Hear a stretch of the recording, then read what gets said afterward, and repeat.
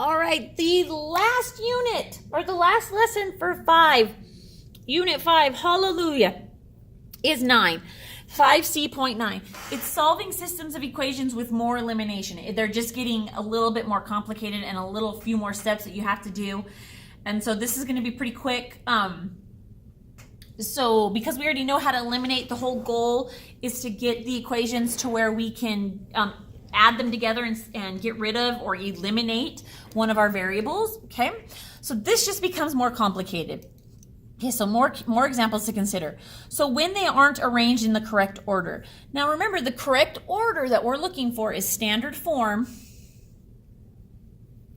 And standard form is AX plus BY equals C, where A, B, and C are numbers, and X is always before Y, okay? So that's what we're looking to get them into.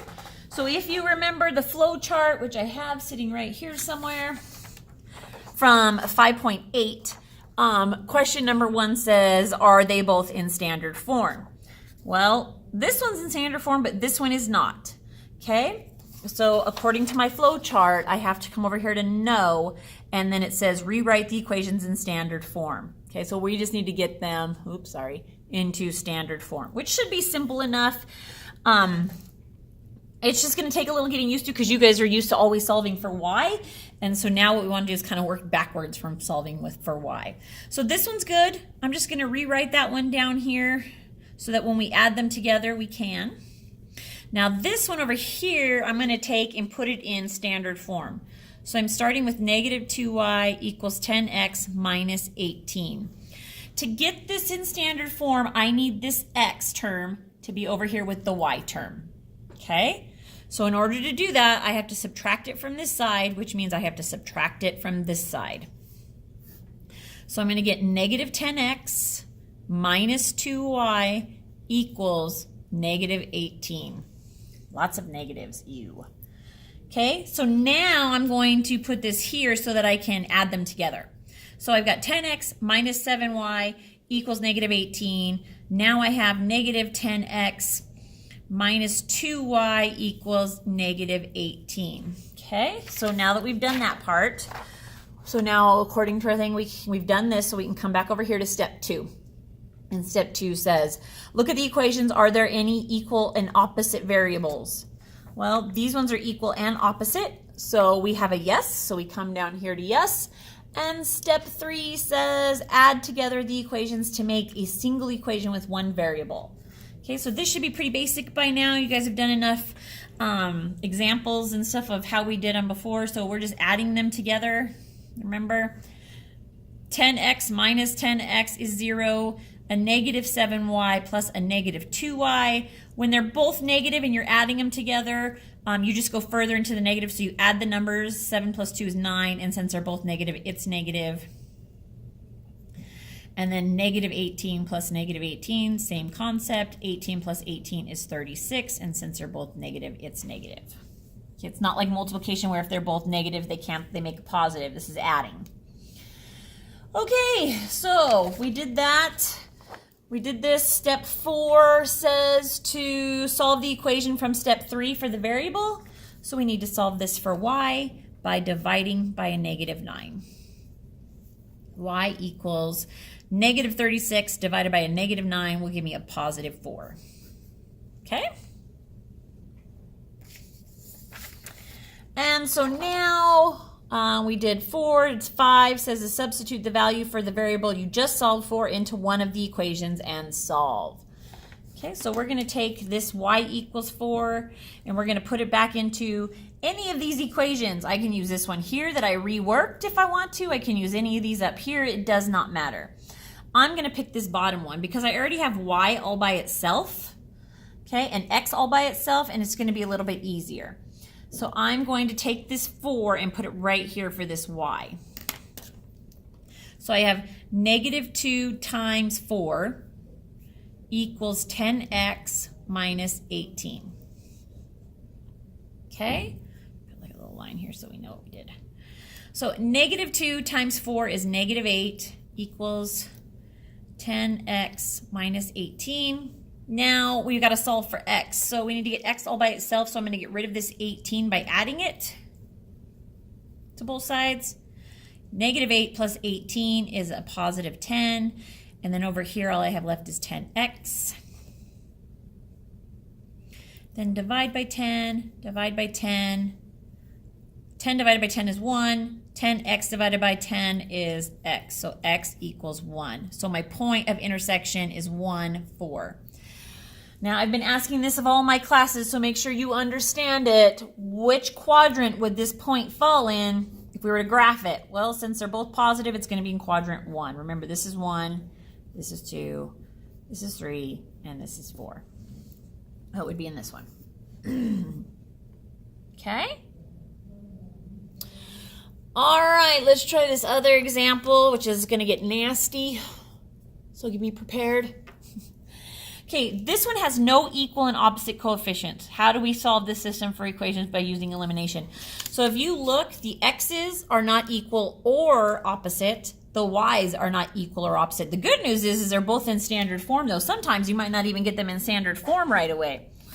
So something like this, we need to find a coefficient that's easy to combine together to make the same. And that probably sounds really messed up. But so if we need to multiply both of these equations by some number to get a coefficient to be the same or equal and opposite. Now, if we chose x, what you're looking for is the least common multiple when you do these. Okay, so the least common multiple between these two would be 15. So we'd have to multiply this top one by 5 and this bottom one by a 3. And then we'd have to look at making them opposite. If we looked at the y's, okay, the least common multiple they have in common would be 14. Okay, sometimes it's not just the two multiplied together. Sometimes it could be something different. Like for example, if I can't think of one off the top of my head right now, but I'm sure we'll come across one. So we can choose whichever one we want to do. I think what I'm going to do is I'm going to eliminate the y's, and so I'm going to get these both to 14. Now, these ones are both positive, so one of these is going to have to turn negative, which means I'm going to have to multiply one of them by a negative number on top of multiplying by the number that we need to make it 14. So let's just leave this one alone. Let's just multiply this one by 2. Let me erase this out of my way. So I'm going to multiply this one by 2. Multiply by 2, okay?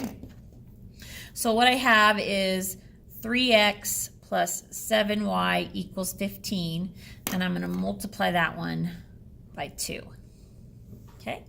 Now when I do that, I'm just going to distribute. 2 times 3 is 6x. 2 times 7 is 14y, and 2 times 15 is 30.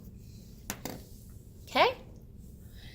Now this one I have to multiply. In order to get this to a 14, I have to multiply by 7, but because I need this to be a negative, I'm going to multiply it by a negative 7.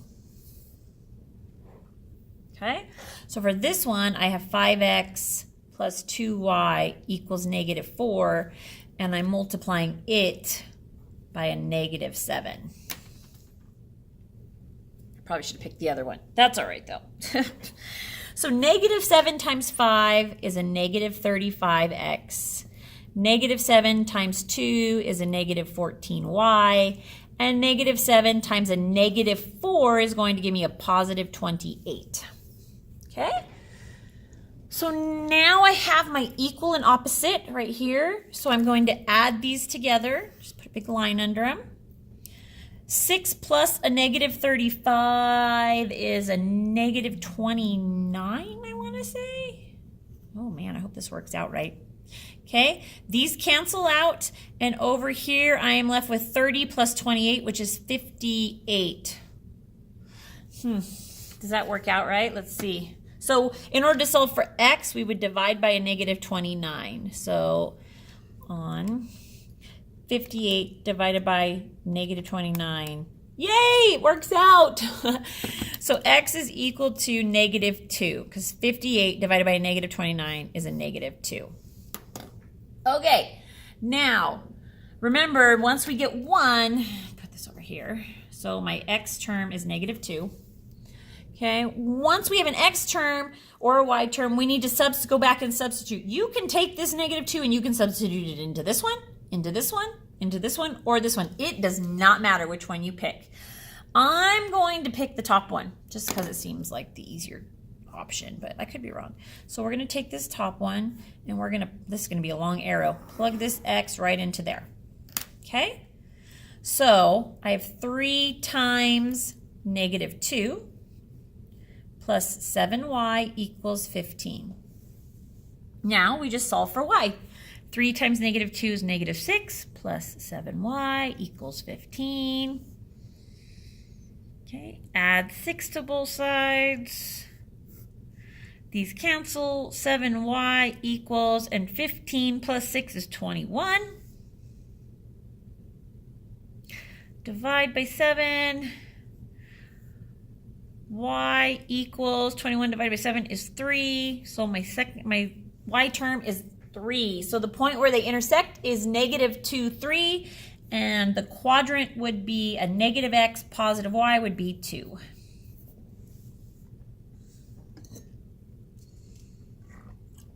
Okay, some really quick notes I want to make really quick down here at the bottom of the page about parallel lines and same lines. Okay, if you guys think back to the first lesson in systems of equations, the 5C.6, we talked about different types of solutions and stuff. When two lines are parallel, like for example, when they're graphed, they're parallel, they run next to each other. These have no solution. My pencil lead needs to be taken out. Hold on. Come out. These are one where the lines never intersect. Okay, so therefore, when they never intersect, they're ones that have no solution. Okay, now I can see that when I'm graphing, and that's easy to see. But what about when I'm doing these substitution methods or these elimination methods? How will I know if it's, you know, a line that has a point of intersection or parallel lines? Well, well, let me tell you. I had an example sitting here somewhere, and I don't know what I did with it. Where did it go? Oh, I have so much stuff everywhere, you guys, on my desk. It's a mess right now. Oh, here they are. Okay, so let's look at this system of equations, okay? So I've got 2x minus 3y equals -9, and then I have a -2x plus 3y equals 10. Okay, now think back to what we have to go through in order to determine to make these an elimination. We have to look for equal and opposite terms, right? Variable that's equal and opposite. So if I look here, these are equal and opposite. But if I look here, these are equal and opposite also. And if I were to add these together, this would zero out, these would zero out, and over here, -9 plus 10 would leave me with a 1. So my question to you is 0 equal to 1? No, it's not. So when you come to something that ends with this, you don't have any variables left after you add them or add them together. When you come to something like this, where they're not equal, then this is one that's parallel lines. It has no solution. Okay? Now, if you think back to another example, another one I talked about was when you're graphing, they're the exact same lines, and these ones have infinite number of solutions, okay? Infinite solutions in common. Because the lines are right on top of each other, so every point is exactly the same for them, okay? But again, I can see that when I graph it, but how do I know when I'm doing these substitutions or these eliminations? Well, let's take this one for example, okay? So we've got 4x minus 3y equals 8, and then -4x plus 3y equals -8. Okay, when I combine these together, because these are equal and opposite, and these are equal and opposite, I get 0 plus 0, but over here, 8 minus 8 gives me 0. And if 0 equals 0, that means I have infinite. If this number on this side equals this number on this side, it could be 7 equals 7. It could be 200 equals 200. Any two numbers equal each other. When they're equal to each other with no variables left, it's got infinite solutions. Every solution is the exact same. Okay, keep that in mind. There will be a question like that on the test. Okay, that is all for 5C.9. You'll notice there are some problems on the back. Those are for you to do on your own. I meant to print them out as a homework page, but I printed them out in the packet instead. So these will just be your homework. It's like your pause and check. You have 5 of them to do. Shouldn't take you very long. Well, it might take you a little long, but yeah, okay. You are good to go. Oh, you know what? Here, let me give you the solutions. That way you know if you're doing them right. Okay, so number 1, you should get 4, -5. Oops, there you go. Number 2, you should get 8, 1. Number 3, oh, well, look at that. Let's see. Oh, you should get, oh, look at 8, -1. It's just a little bit off of the second one. Okay. Number 4, you should get -1, -3. And finally, number 5, you should get, oh, I haven't done it yet. Nice, let's see. Put 1 in there. -3 minus 7 equals, oh, -1. So you should get -1, 1. Okay? All right, so make sure you're doing those correctly. That's why I'm giving you the answer so that you can say, oh, crud, I did not do that one right. Oh, yay, I did that one right. All right, thanks, guys.